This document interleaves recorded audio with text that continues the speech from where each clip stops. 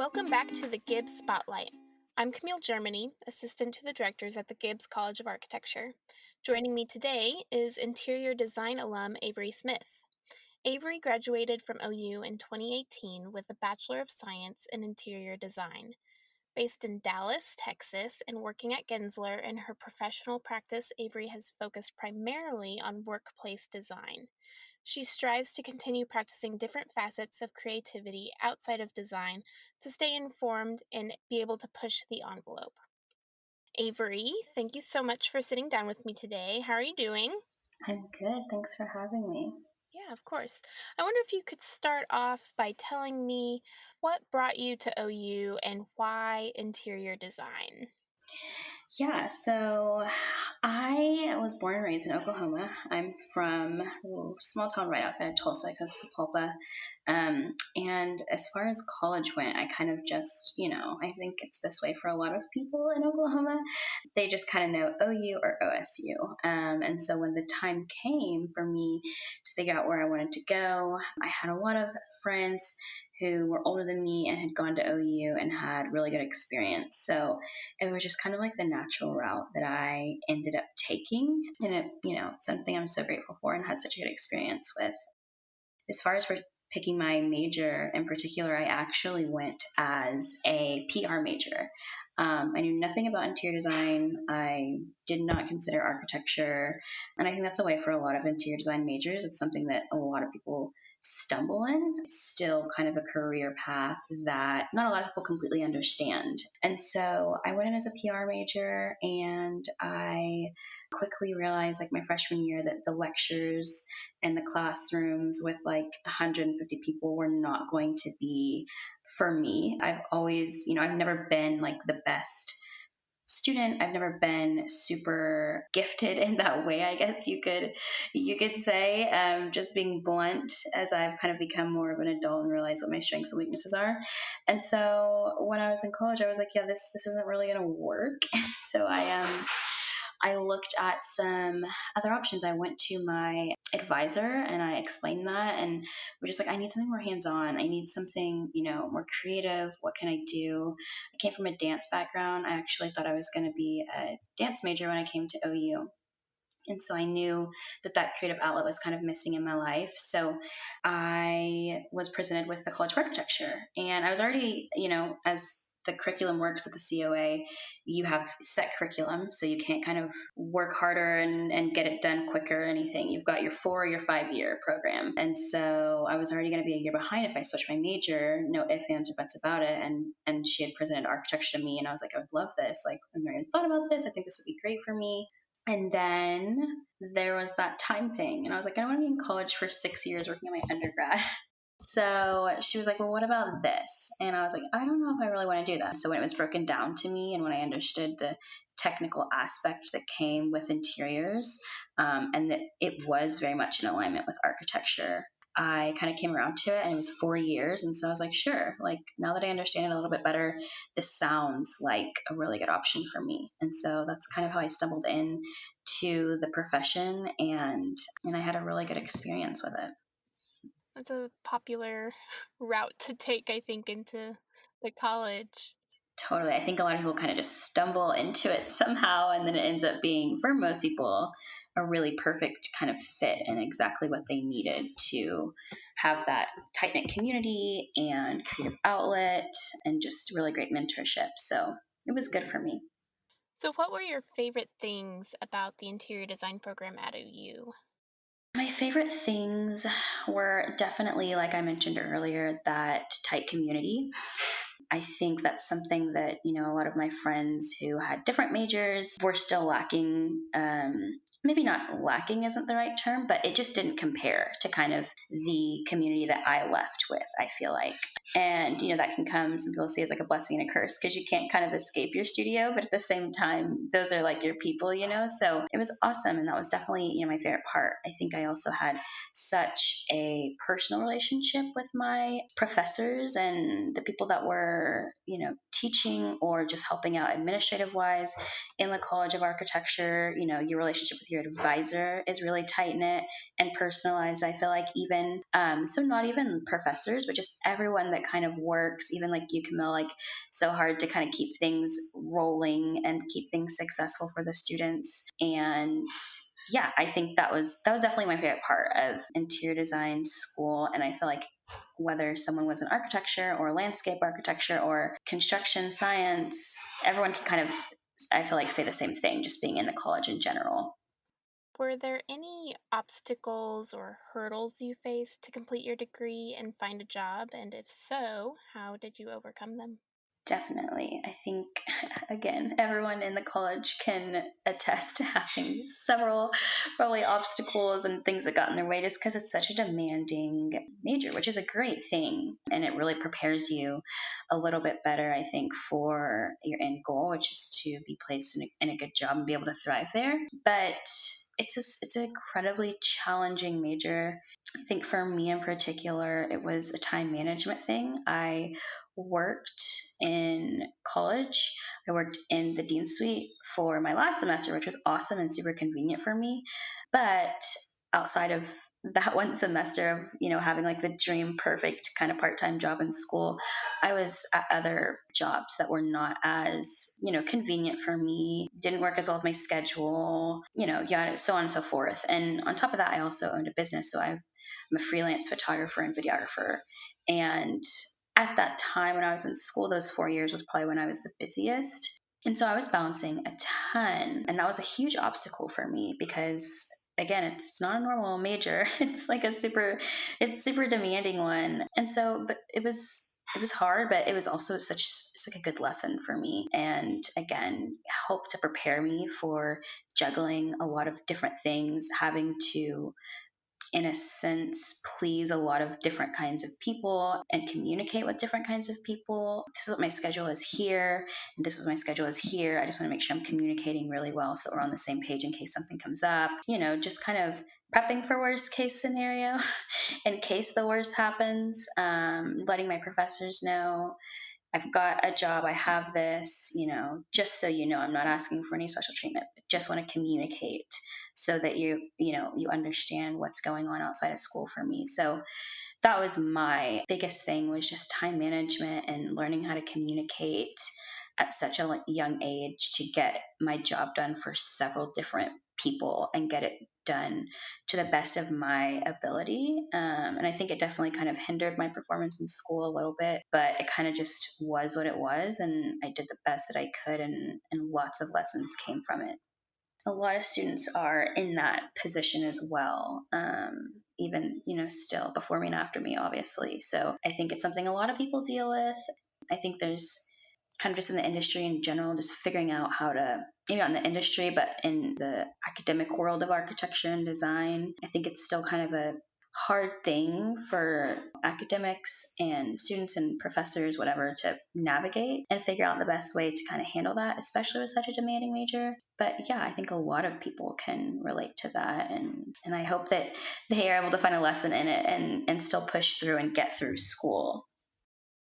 I know this is such an important topic, so I would love to hear your perspective on diversity within the industry. Can you talk a little bit about that? Yeah, I think it's such like a broad, kind of topic, can go several different directions with it, but it's definitely an issue in our industry. It's a really big issue in our industry in particular. Obviously, we can see what's going on just in the world, in America, and it's not just America, but right now I feel like the spotlight is on our country, for just awareness around minorities and how they might experience life a little bit differently.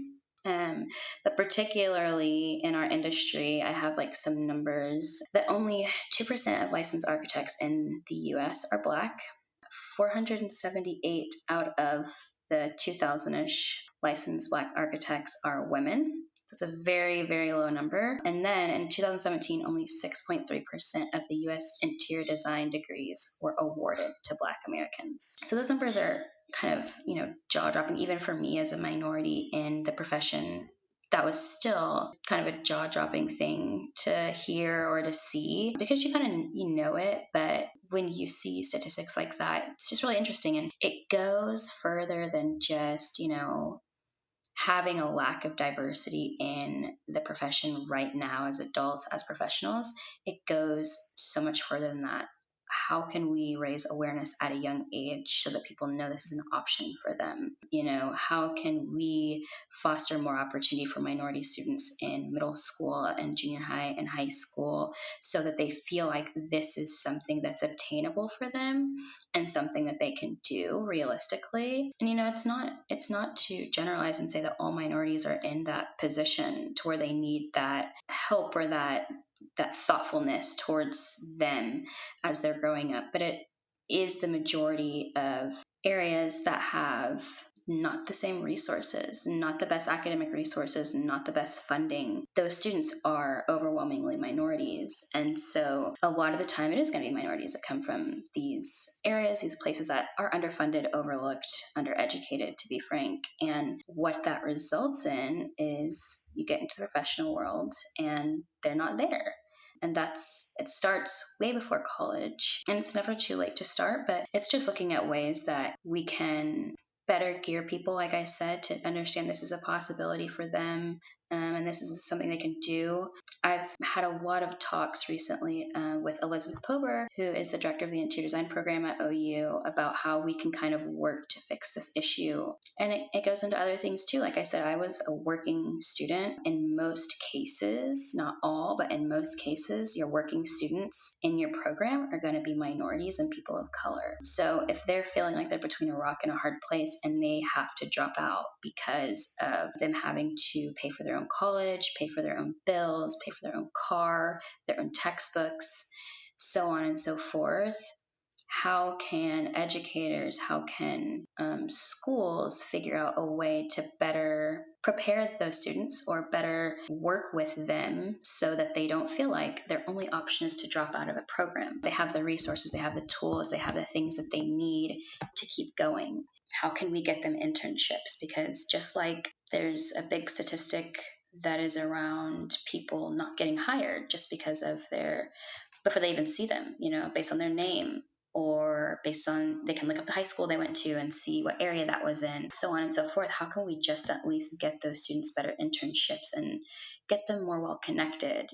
All of our professors at the COA know someone who knows someone. What ways can we really use our own privilege, our own voices to make sure that our minority students are really well connected? Make sure that for every non-minority student you're introducing to someone who you think would be a great fit, you're also introducing a minority student, because they probably don't know someone who knows someone. They don't, all the time have parents in, especially the architecture industry, because we saw the numbers. So there's 1,000 different kind of like routes you can go with that question and answering it, but it's definitely an issue.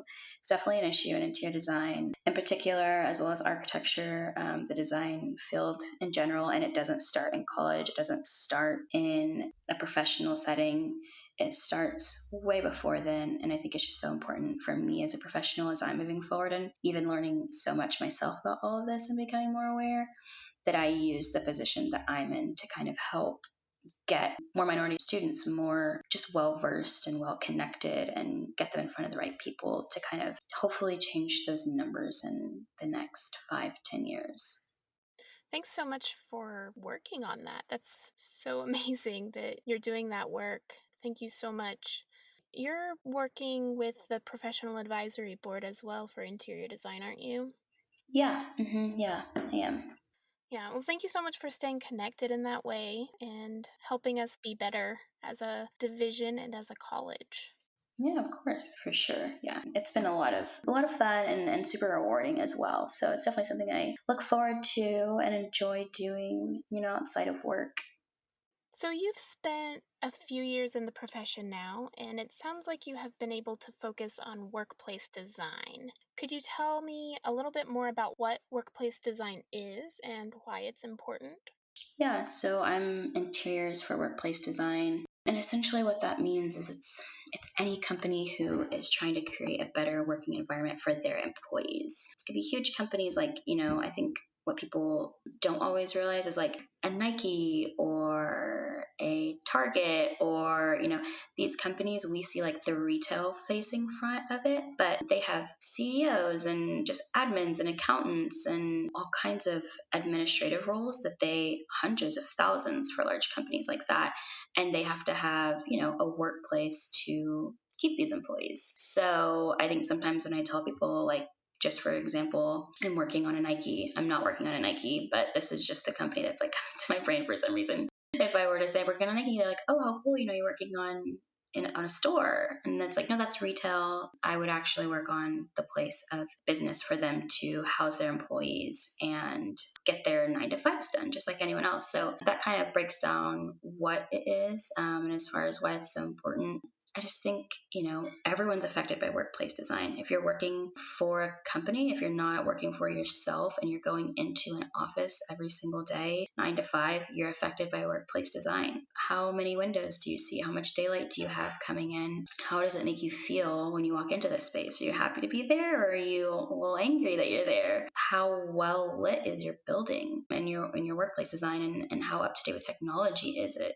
Are you getting excessive migraines because your company hasn't updated its lighting system? Are you unable to kind of do your work because you don't, I can go on and on and on. But I think in some way, shape, or form, everyone's affected by workplace design. They don't even realize it. And it's just so important to, as a company, invest in that for your employees so that they feel comfortable, they can really get their job done successfully and efficiently and feel supported in that way. And I think it's something that's becoming more of a thing, if you will, because I think when we think of kind of workplace, in like the 70s, the 80s, and 90s, it just kind of every corporate building kind of, in some ways, the interior, if you're not thinking of bigger companies, you're just kind of thinking of the little guys who are just renting out or leasing out a space and it didn't get to be designed for them. Kind of got the same idea in your head. So I feel like it's evolved a lot, and that goes back to what I said at the very beginning of people just becoming more aware of what interior design is and what exactly that entails, and that it's not decorating, and that it's a lot more extensive than that, and it really focuses on the human experience. Are there any recent or ongoing projects that are particularly exciting or interesting to you? Yeah, I mean, I'm working right now on a project for a data company, actually, which doesn't sound that exciting, except that the owners are these two brothers who have an amazing sense of style, and they have just like a great taste. So that is where the kind of fun part of the job comes in. You get all the difficult life safety and light and technical things done, and then you do get to the part that people see on TV or what they probably think of when they think of interior design. But it's been a really great client to work with, and they have this really awesome, just like minimal, very Scandi style of design. Their program is really interesting. They have like a wine lounge in their space, and so it's just like it's really different. It's been really challenging, but I think it's going to be so rewarding because, like I said, it's not exactly what you think of when you think of a data company owner. They have an extensive art collection that they're wanting to showcase. So, for instance, instead of having a reception, they're having an art gallery when you enter. And this kind of ties back into how you can make it a better space for your employees. They really want it to be a cool, interesting space for people to come every day, to have these little areas they feel like they can unwind and relax after hours, to host events outside of work their employees can enjoy at the office. It's just been really interesting, and it's my first time kind of running into such a niche and different kind of program to work around and work for. And so it's been really cool. But that's one that I'm particularly kind of wrapping up right now and really excited about. Yeah, that's cool. What are your creative practices outside of design or work, and how do they help you? So, like I said, I am a freelance photographer and videographer, and I've been doing that for about 5 or 6 years now. And I've definitely taken a step back from it since I started working full time, just because working for myself in college and being in school and just having the demand of that on me, it was just kind of something I wanted to take a step back from. And I'd worked so hard for my degree, so I could have done the full-time entrepreneur thing, but I really wanted to try out design, and I'm really glad that I did. But all that to say that I've kind of taken a step back from it. I definitely still do it, but I work 9 to 5. So when I can do it, I do, and it's it's just been a really nice way for me to kind of be creative in a different way. It kind of takes me back to those times when I had to kind of be juggling things at once, which is kind of oddly refreshing at some times. Yeah, it's just nice. Things can get stagnant. I think every creative can relate to getting burnout or feeling like they need to just take a step back in order to take a step forward. And having something outside of work is super important for that. So being able to control it a little bit more and really take control of my own time is a lesson that I learned in school. And I think it served me pretty well now because I still, enjoy photography, or I've come back to find an enjoyment in it now that I can, kind of have more of a say in when I do it and how I do it, and yada, yada, yada. So Do you have any advice for current interior design students or those who may be considering a career in interior design? So, those who may be considering going into interior design, I would say to really do your research and understand what it is. It's so much more than what people think. So, do your research and really know what you are getting into, and talk to people who are doing it now. But I understand not everyone has access to do that. So, just do your own research and understand what you're getting into, because it is a lot. I think one thing that you absolutely can do, though, even if you don't have access to other professionals in the field right now, is reach out to faculty that's currently at the College of Architecture, because I can speak on that, and I know that everyone there would just be so happy to hear from someone who's considering it and would love to take out some time to speak to them and break it down exactly what they're kind of getting themselves into. So that is absolutely a resource if you don't have that professional connection or someone who's in the industry right now to speak to. And just a really good way, I think, even if you do have that access, to know firsthand who you're going to be, working around, and get that personal connection started as soon as you can. And then I think for people who are in it now, is just like keep going, know that you love it and know why you love it now, because you're going to have to keep reminding yourself of that outside of school. And I think everyone has to do that no matter what profession they're in. But yeah, figure out ways that you can kind of take a step back, and other ways that you can be reaching out outside of work. Like you said, I'm on the advisory board, and that's been so awesome and so rewarding to be able to do, especially now being a minority in the field and kind of finding a little bit of a niche to really help try to contribute to. Yeah, I just think finding things outside that you can kind of give back to, and ways to kind of take a breather, is really important to figure that out now, so that you kind of have it down to a T when you graduate. Is there anything else you'd like to add? To piggyback off of that, just really savor the time you're in school right now, because you do miss it, oddly, oddly, oddly. You do miss those times and those all-nighters. I know, especially if you're towards the end, it's hard to imagine it, but you do, and you have such a good, community, and I know the relationships that are being built in school right now, and those will, I think, be with you forever. So just really cherish the time, because it's such a special time. Well, thank you so much, Avery, for taking time out of your day to talk to me. Of course. And thanks for your work in the field and for sharing your perspective and experiences with us. Of course. Thank you so much for thinking of me. I'm glad I got to do this. Thank you for listening to the Gibbs Spotlight. Tune in next time to hear more stories from the Gibbs College of Architecture.